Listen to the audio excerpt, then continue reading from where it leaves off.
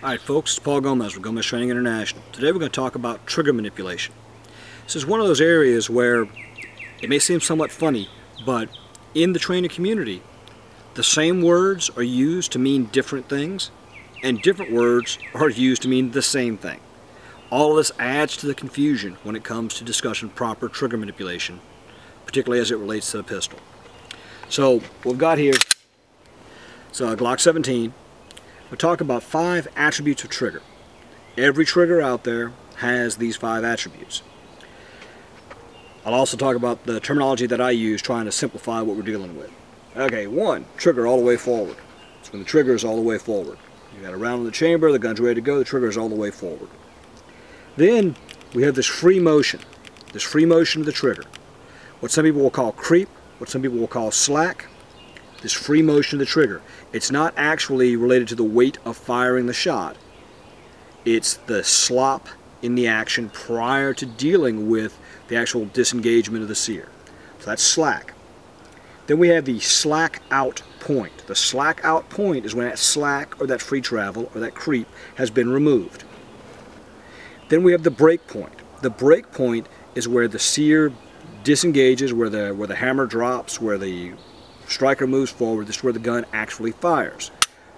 That's the break point. Then we have trigger all the way rearward, what some people will call over travel. It's just trigger all the way rearward. Then the gun does its gun magic. It extracts, it ejects, it cocks, it chambers, it locks, all that stuff. Now, mechanically, the gun is able to get to the point of being reset where it can fire again. So we have what we call the reset point. Right now, I can smash this trigger all I want, nothing's going to happen. We've got to mechanically reset the trigger. So we have the reset point. If you're on the Glock, you can feel it and you can hear it. That click was the gun back at the reset point. Now, notice where my finger is, this is reset, and that is slack out. The slack out point is further rearward than the reset point.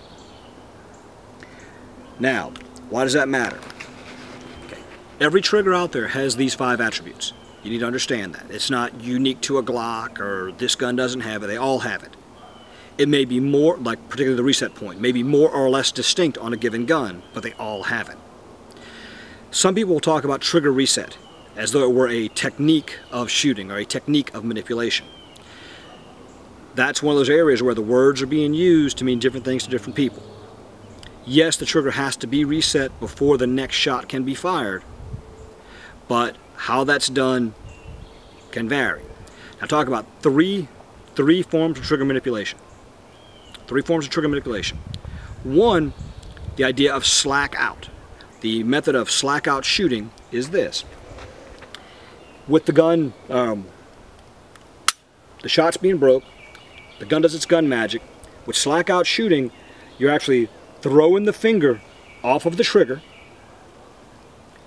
under the recoil arc and coming back to the slack out point. So you're literally flicking the finger forward and coming back to the slack out point.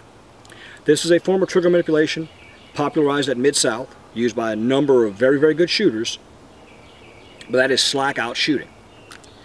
Another method of trigger manipulation, as used at the Rogers School, is the flip and press. With the flip and press, once the shot's broken, the trigger's held all the way to the rear. The gun does its gun magic, the trigger's held all the way to the rear. When you've made the decision to shoot, when you want to take your next shot, you literally flip the finger forward and stroke all the way through. Flip and press. Very good shooting is done with both of these techniques. However, the initial learning curve is steeper and the upkeep on the skills is greater than the next method we're going to talk about.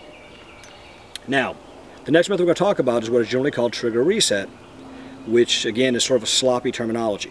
A number of years ago, I was doing a class with Louis Arbuck, and one of the things I was hoping to get out of this class is several months prior, a friend of mine who's a retired police officer, spent 20 plus years on the job, a good bit of it working as a firearms instructor, trained with Louis, and he came back raving about how Louis was teaching trigger manipulation. It was revolutionary, it was great, it was stuff he'd never encountered in his 20 plus years on the job. So I was very curious to see what Louis could bring to the table as relates to trigger manipulation. It's a pretty simple concept, really.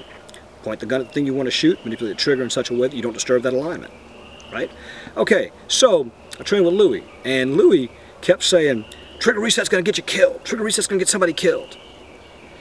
And it took me a little bit to kind of, to grok what he was talking about. What his intent with his statement was this. The idea that resetting the trigger and working the trigger from that point is different than resetting the trigger, prepping the trigger, getting back to the slack out point, and then pressing off your shot. Now, it may seem like there's not a big difference there from this and that. And at close range with a generous target, there's really not. But when it comes to manipulating the trigger, the better we can manipulate the trigger, the better our shooting is. So what Louis was talking about was the idea of people not learning proper trigger manipulation, not learning how to smoothly work the trigger. So again, trigger reset, or the way trigger reset as a method for working trigger should be addressed is reset and prep. So you're shooting, you're on your sights, you're on your trigger, you break your shot. It's reset and prep, back to the slack out point. Now you're back on your sights, you're back on the trigger, reset and prepped, ready for your next perfect shot. Anyway, hope you found this interesting, guys. Please check out the website, www.gomez-training.com.